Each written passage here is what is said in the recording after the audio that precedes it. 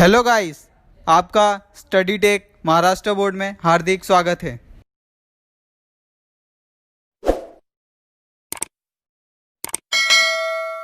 आज हम Marathi 9th class की चौथा लेसन जीआईपी रेलवे इसके बारे में पढ़ने वाले हैं। और इसके जो लेखक, राइटर और जो रचनाकार है वह है प्रबोधनकार ठाकरे जी। वह केशव सीताराम ठाकरे उनका पूरा नाम है और उनका जन्म 1885 और उनकी मृत्यु 1973 में हुई थी। वह एक इतिहासकार, नाटककार, वृत्तपत्रकार, व्यंग्य चित्रकार, समाज सुधारक, पढ़े वक्ते और उनके द्वारा जो कुछ विशिष्ट ग्रंथ लिखे गए हैं उनमें है कुमारी कांचे साप, सिछू का सी है बंड है उनके जो ग्रंथ थे, और टाकलेले पोर और ये उनके द्वारा लिखित कुछ नाटक थे। और जो ग्रामण्याचे सदस्य इतिहास, हिंदवी स्वराज्याचा खून, कोंढाळाचा टळकार इत्यादि जो इतिहास से रिलेटेड उनकी कुछ पुस्तकें हैं। संत रामदास, पंडिता रमाबाई, संत गाडगे महाराज इत्यादि जो चरित्रात्मक लेखक, इनके बारे में जो उन्होंने उनके चरित्र के ऊपर जो किताबें लिखी है ये उनके द्वारा कुछ परिचित है। माझी जीवन गाथा है आत्मचरित्र प्रसिद्ध, और उनके द्वारा जो अपने जीवन के बारे में जो गाथा लिखी गई है वह भी बहुत प्रसिद्ध है। अभी हम देखते हैं कि इस लेसन में जीआईपी रेलवे, इस लेसन में उन्होंने किसके बारे में और किसके लिए इंडिकेट किया है और क्या बताया है। सन 1853 मध्ये इंग्रजांनी मुंबई ते ठाणे असं एकरी रेल्वे मार्ग तयार केला।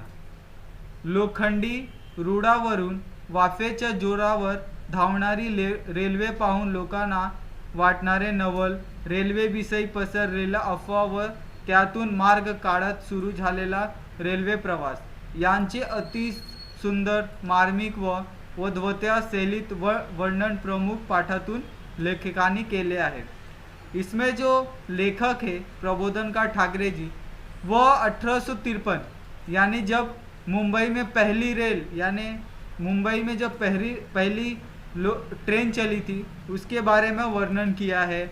और वो किस तरह उसे लोग देखकर बहुत खुश हो जाते थे, प्रसन्न हो जाते थे, और उनके जो मन में अलग अलग अफवाह यानी बहुत सी शंकाएं रहती थी वो कैसे दूर होने लगी, इसके बारे में यहाँ पे बहुत ही अतिशय सुंदर, मार्मिक इसका वर्णन इस तरह से किया है लेखक ने।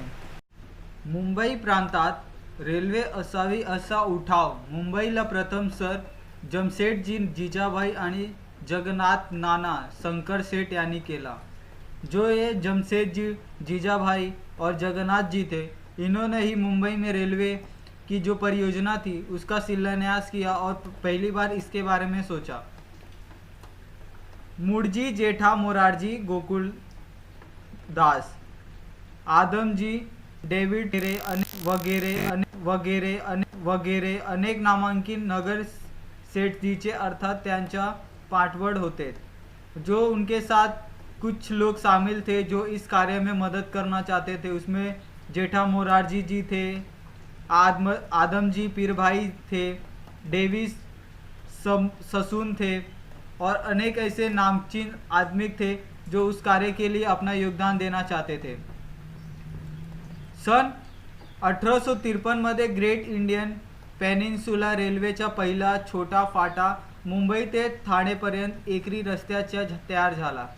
जो पहला फाटक था वो 1853 में मुंबई और ठाणे के बीच तैयार हुआ बनके।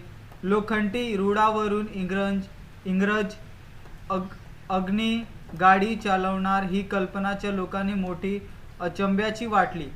जो अंग्रेज सरकार थी उन्होंने पहली बार लोखंडी रुळावर यानी जो लोखंड के रास्ते थे जिसे हम ये रेलवे ट्रैक कहते हैं, उसके ऊपर उन्होंने पहली बार अग्नि गाड़ी, जो आग वाष्प से चलने वाली जो गाड़ी थी, उसे पहली बार चलाया।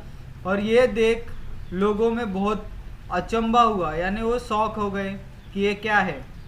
आखिर मुहूर्ताचा दिवस जाहीर झाला. दिनांक 18 एप्रिल सन 1853 सोमवार रोजी संध्याकाळी 5 वाजता पहिला आगगाडी मुंबईहून निघाली.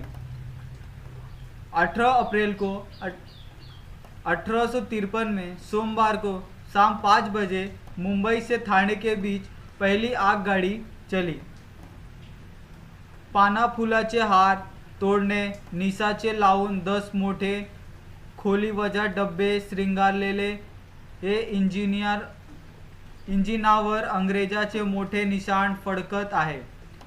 जो रेलगाड़ी थी उन्होंने उसे बहुत पान फूलाचे हार यानी जो फूल थे उसे बहुत सजाया था. तोड़ने यानी जो फूल की लड़ी होती है उसे सजाया था. और जो उनका निशान था अंग्रेज़ों का वो बहुत मोटे मोटे अक्षरों में वहाँ पे लिखा था. और इंजिनावर अंग्रेजाचे मोठे निशान फडकत आहे. डब्यात गादीच्या खुर्च्या, कोच यावर रेल्वेचे सगळे डायरेक्टर, सर जमशेदजी जिजाभाई, नाना शंकरशेठ आणि अनेक इतर नगरसेठ जमानिया करून बसलेले होते. और जो उसमें जो पहली ट्रेन चली उसमें जो ट्रेन के डिब्बों में गद्दी वाली कुर्सी थी, कोच यावर रेलवे सगळे डायरेक्टर बसले होते. और जो उसमें जितने भी उसके डायरेक्टर थे जो जिनमें बनाने में उनका योगदान दिया था उसमें सर जमशेद जी जीजाभाई थे, नाना शंकर सेठ और अनेक इतर नगर सेठ जमानिया करून बसले होते. बरोबर 5 वाजता आगगाडी कुडक सिटीच्या कडा फुकून आपल्या भक भक, ये जो गाड़ी थी पहले इंजन की आवाज़ और जो चालू होता था सीटी की आवाज़ से वैसी आवाज़ उन्हें सुनाई दी और गाड़ी भक भक करके चलने लगी. फक फक प्रवासाला सुरुवात केली. मुंबई ते ठाणे दुतर्फा लाखावर लोक कलियुगातील हा विंग्रेजी चमत्कार पाहायला आवर्जून उभे होते.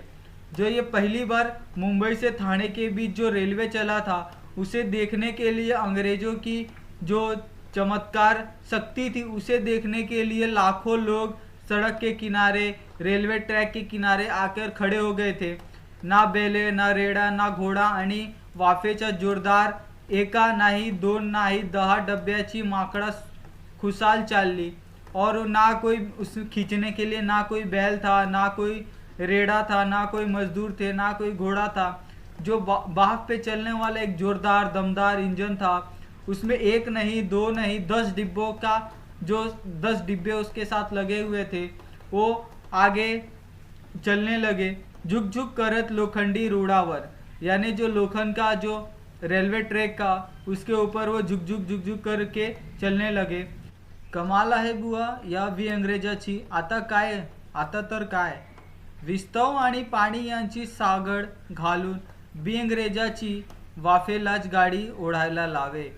जो उनकी गाड़ी थी वो बाफ की चादर ओढ़ के ऐसा लग रहा था चल रही थी. मुहूर्तावर निघालेला पहिला आगगाडी ठाण्याला जाऊन मुंबईला सुखरूप परत आली. जो पहली गाड़ी थाने से मुंबई और मुंबई से थाने के लिए चली थी वो वापस मुंबई को वापस सुखरूप परत आली. यानी जो अच्छे से आ गई. पण त्या वाफेच्या गाडीत बसायच्या लोकांना धीरज होईन. दुसऱ्या दिवसापासून लोकांना मोफत ठाणे ते मुंबई आणि परत नेण्या आण्याची दंडवी पिटवण्यात आली. आगगाडीत बसणे धोक्याचे नाही, प्रवास लवकर नि सुखाचा होता हे लोकांना पटवायची रेल्वेच्या कारभाराची खूप आटापिटा केला. जो उसमें जो लोग बैठे थे और जितने भी यात्री उसके साथ सफ़र कर रहे थे उन्हें ये एहसास दिलाना या उन्हें ऐसा लगने लगा था कि ये जल्दी सफ़र हो जाता है और इसमें ज़्यादा पैसे खर्च करने की ज़रूरत भी नहीं. बहुत लोग मुफ्त में भी जाके ठाणे से मुंबई वापस आ सकते हैं और ये एक आराम और इसमें जल्दी होने वाली एक सुख सुविधा वाली यात्रा है. ये लोगों के मन में आने लगा. पण लोकात भल्याच्या कडव्यांनी अफवाचा पीक पिकले होता. बट उनके मन में एक अफवाह सा आने लगा था.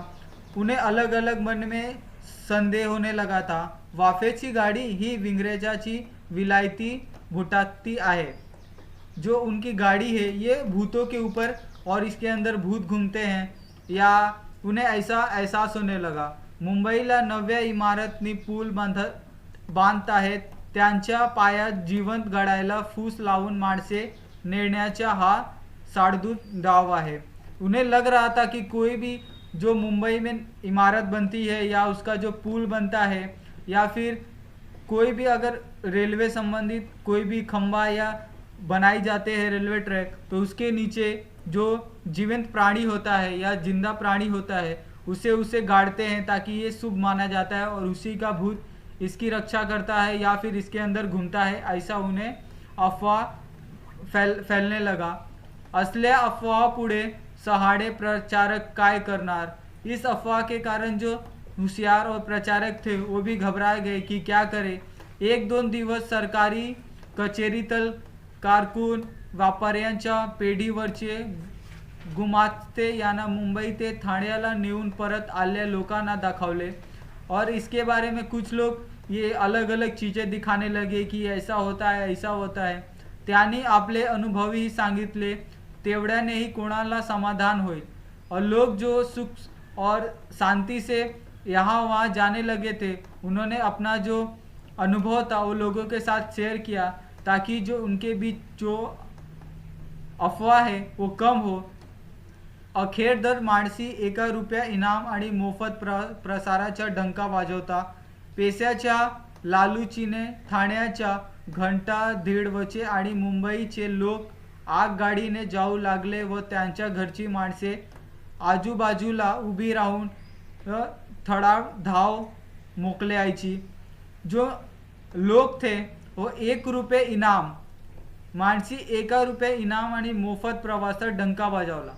लोग ऐसा ये इनाम देने लगे कि आप ₹1 में या मुफ्त में इसमें जाके प्रवास कर सकते हैं या घूम सकते हैं. पैसाच्या लालूचीने यानी जो पैसे की लालच थी उसके कारण बहुत से लोग मुंबई से ठाणे के बीच प्रवास करने लगे, और त्यांची समजूत काढता काढता रेल्वेचे अधिकारी अगदी टेकीला यायच्या. एकदा ते प्रवासी ठाणे मुंबईची सफ़र करून सुखरूप परत आले. जो यात्री मुंबई से ठाणे के बीच सफ़र करके वापस सुखरूप यानी जो अच्छे से परत वापस आते थे, म्हणजे मग मात्र चौकसी करण्याच्या धोक्याच्या घोडे त्यांच्या भोवती जमावचे, और उनके ऊपर फिर जो यात्री सुखरूप वापस आते थे उनसे चौकसी की जाने लगे, उन पे नज़र रखने लगे. रुपयांच्या इनाम पुढे 8 आण्यावर आले, और जो धीरे धीरे जो रेलवे का भाड़ा था या जो इनाम था वो धीरे धीरे बढ़ने लगा. नंतर 4 आने जो इनाम रेलवे की तरफ से उसमें रखा गया था कि जो भूत प्रेत की घटनाएं वो लोग अफवाह मानते थे, उनके बीच एक इनाम रखा गया था कि जो यात्री उसमें सफ़र करेगा उसको ₹1. बाद में धीरे धीरे इस राशि को बढ़ाया गया.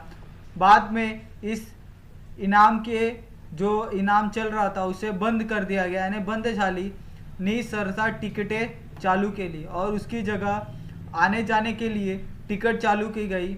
एरवीच्या ठाणे मुंबईच्या बेल्याच्या खटाट गाडीचा प्रवास म्हणजे तब्बल 1 दिवस खायचा. और जो मुंबई से थाने के बीच बैलगाड़ी चलती थी उससे अगर कोई व्यक्ति प्रवास यानी आना जाना चाहता था तो उसे पूरे 1 दिन लगते थे. पण आता काय, अवघ्या सव्वा तास ठाण्याच्या असावी मुंबई येऊ जाऊ लागल, मग मात्र लोकांची झुंबड लागली. और जो रेलवे के कारण उन्हें सिर्फ सवा घंटा ही लगने लगा, और ये बहुत कम समय में होने लगा, जिस कारण लोगों की जो झुंबड लागली यानी भीड़ लगने लगी. इकडे इंजिनियर लोक कर्जत धरीपासून बोरघाट पोखण्याची योजना ठरवत असतानाच खंडाळ्यातून पुण्याच्या सपाटीचा रेल्वे रस्ता सन 1858 फेब्रुवरीत पुन्हा झाला. और जो कर्जत के बीच जो रास्ता था वो 1858 के बीच फरवरी में उसको पूरा कर लिया गया. त्यांच्याही मोठ्या थाटामाटाने ओपडीत शिरोमणी करण्यात आला होता. खंडाळा पुण्याच्या दरम्यान खडकी आणि तळेगाव अशी 2 स्टेशन ठेवण्यात आली। रास्ता एकरीच होता और इसके बीच 2 रेलवे स्टेशन बनाए गए। एक था तळेगाव अशी 2च रेल्वे स्टेशन बनवला दरम्यान खडकी आणि तळेगाव। बोर घाटाचे काम चालले असतानाच मुंबई पुण्याचा रेल्वे प्रवास ज्या रीने चालू झाला और जैसे ही मुंबई और ठाणे के बीच जो बोर घाट से जो रेलवे चालू हो गया, कसा ती मौज एका आता और इसमें लोगों को बहुत आनंद आने लगा। पुढ्याची गाडी खंडाळ्यातून आली व सगळ्या पॅसेंजरांना तेढून पालख्या, डोल्या, खुर्च्यांनी बैलगाड्यात बसवून घाटाखाली खोपवलीला आणायच्या। सगळ्या काफिल्या खोपवलीला आला व तेथे पुन्हा आगगाडीत बसून झुकझुक करीत खुशहाल मुंबईला रवाना होईल। और जो मुंबई रेलवे चालू होने के बाद लोग रेलवे स्टेशन आते थे बैलगाड़ी से और फिर इसमें रेलगाड़ी में बैठकर मुंबई के लिए सफ़र करते थे और झुकझुक करीत खुशहाल मुंबईला रवाना व्हायचे और वो खुशी से मुंबई की तरफ रवाना हो जाते थे। प्रवासाची ही धाट उतरणीचे सुख सोय नी सबराई पाहण्याचे कंत्राट मुंबईच्या करसेठजी जमसेठजी नावाच्या एका व्यापाऱ्याने घेतलेले होते और जो इसका जो कॉन्ट्रैक्ट और जो भी इसे मरम्मत या फिर कुछ करने का काम था वो जमसेठजी नावाच्या एक व्यापाऱ्याने घेतलेले होते और उस आदमी ने लिया था। घाट उतरणीचे 4 तास धरून पुणे ते मुंबईचा रेल्वे प्रवास अवघ्या 18 तासाच होता। तसेच त्याला मोठे नवल वाटायचे और इसी तरह मुंबई से पुणे के बीच भी रेलवे प्रवास शुरू हुआ और इसमें भी बहुत तास लगते थे और धीरे धीरे इसमें भी लोग सफ़र करने लगे और इसका आनंद नवल वाटायचे आने जो उनके मन में एक अलग अलग इच्छा आने लगी उनके प्रति। ठाणे और मुंबई की में जो रेलवे चलने की बात होने वाली थी इससे उनमें मोठा नवल वाटायचे, अलग अलग नए नए विचार आने लगे कि इस चलने के बाद और सुविधाएं हो जाएगी और लोग आसानी से सफ़र कर सकते हैं।